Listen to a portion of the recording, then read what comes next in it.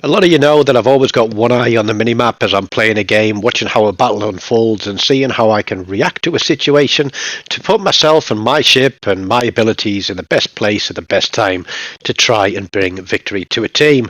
Unfortunately, some teams seem to set out from the very start to want defeat, and this seemed to be one of those occasions as well. And there didn't seem to be a lot that I could do about it. Now, I've been quite enjoying playing this Hawk. I've had some good games. I've had a couple of great games. I've had some absolutely awful games, but I am on the grind, so I'm persevering.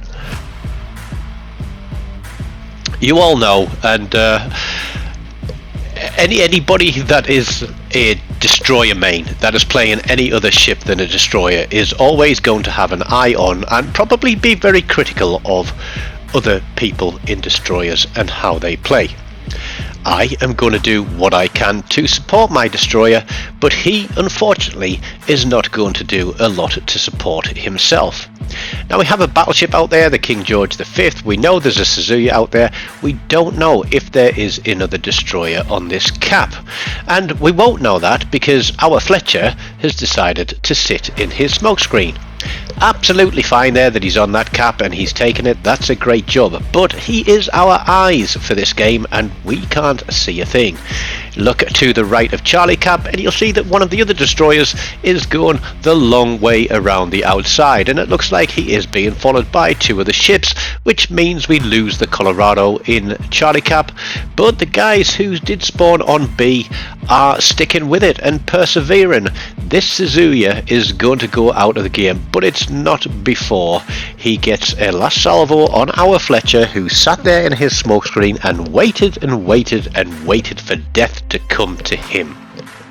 We could have potentially had that Suzuya out of the way a long time before had we been able to see it for a lot longer.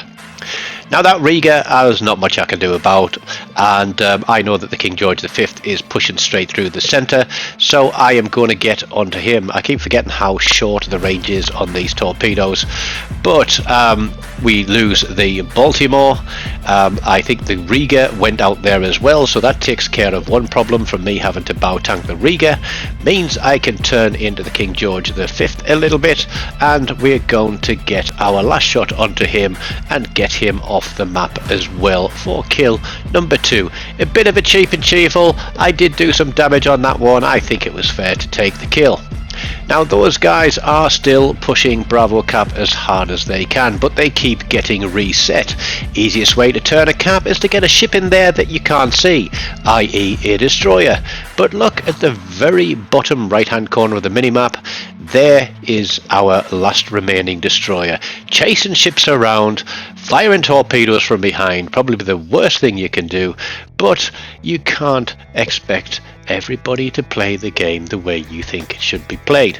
He could have some amazing plan in his mind, but obviously if that plan happens to involve a trip back to port, then yeah, he's going to be happy that his plan came to fruition. That battleship there that's followed him round has taken itself out of the game for the majority of the game in sailing round behind that island, and honestly I don't know where he finishes on the stats, but we'll find out when we get to the end. But he's going to keep on sailing. The guys have managed to get into B. That gives us a points advantage now because we've got the 2 caps. There is the Vladivostok. This Belfast there is going to make a god-awful mistake. I'm going to get some shots onto the Vlad. I had HE loaded because I was kind of expecting a destroyer as I came around that corner potentially, but yeah, we get a fire.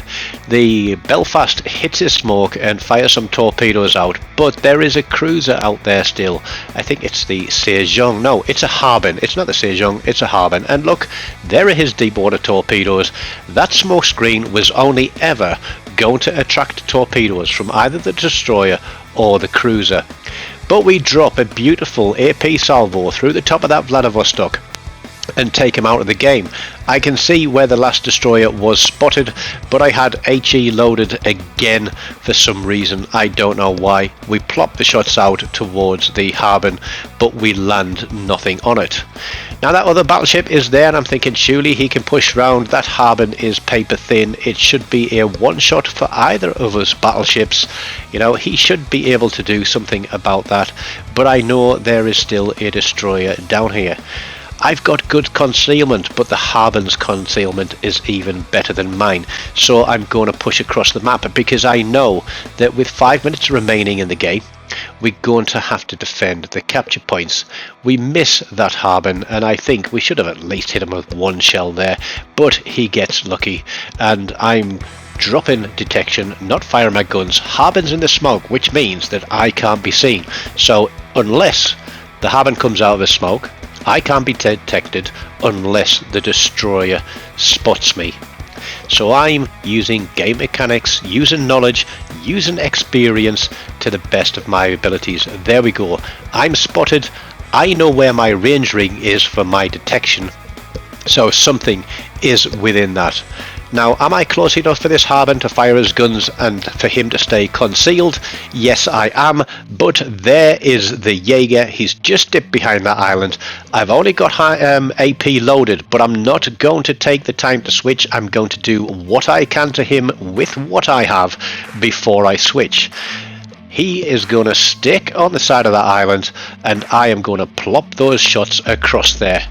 Now, he wasn't quite on the cap there. Now, he could sail into that cap if I keep sailing away from him. But we've switched to high explosive. We're going to let the secondaries roll on that guy.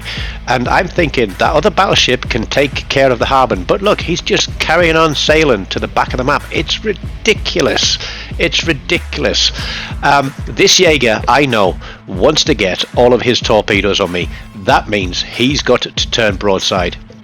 I'm going to use the map against this guy in the best way possible because he's jinking left and right. I've got this little outcrop of rock just in front of me, and that's what I'm going to use.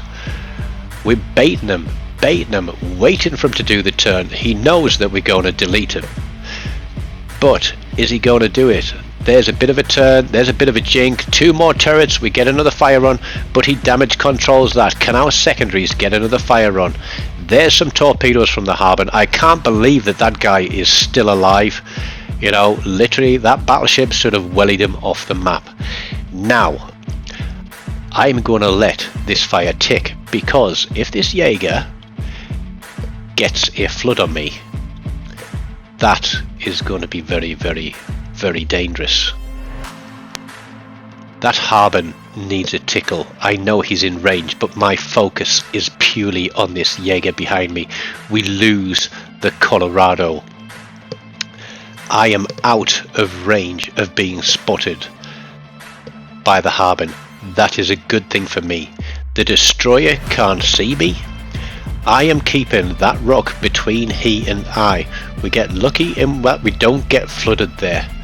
Now, he wants the kill. He wants the win. I am the last ship in the game. I could keep sailing away and take the win on points. 1.5 minutes to go. But I know this guy is hungry for a kill, and being greedy is going to cost him. I am making sure that my ship is just on the limit of his detectability. We're going to start backing up towards him. And I know what you're thinking. You are absolutely stupid backing up into a Jaeger with all those torpedoes. 60-second reload. He's going to come at you with everything. But look, the Harbin is right there on the edge. So I know this Jaeger is going to make a move as soon as I am spotted. I can literally read these people's minds. We look across to the Harbin. He is low health. There's the Jaeger. He's come out. He is going to spunk his torps at me, but he is gone for a high caliber. We still have 2 turrets left, and what I didn't realize at this stage of the game is that I'm on 4 kills. What I do know is there are a lot of torpedoes heading in my direction. I don't know if that Harbin has sent torpedoes this way, but we soak everything that we can. We hit the damage control. There are 20 seconds on the clock. I've got 8 seconds for my reload to come up. My heal's running. He can't kill me unless I eat a whole load of torpedoes that I'm probably going to see coming. But we're going to put 2 turrets out there, and I mistakenly don't fire the third, but we click it off afterwards, and as the clock ticks down through the last second, we drop it through the top and take a Kraken Unleashed. That is number 169, along with the high caliber, 123,000 damage. That is the first Kraken in the Hawk that's a victory, but it is the 4th Kraken in the Hawk in as many days. 2,833 base XP, top of the board. That Colorado somehow finished 3rd for the team, even though he spent most of the time running down the outside of the map. But I will take that win. I hope you had enjoyed this addition to the Kraken collection. Smash the like button, leave me a comment, subscribe to the channel, make a small donation to the kitty if you wish by hitting the super thanks button. And as always, tell your friends, get them to come and subscribe and see the salty old Englishman. Until next time, take care of yourselves and goodbye.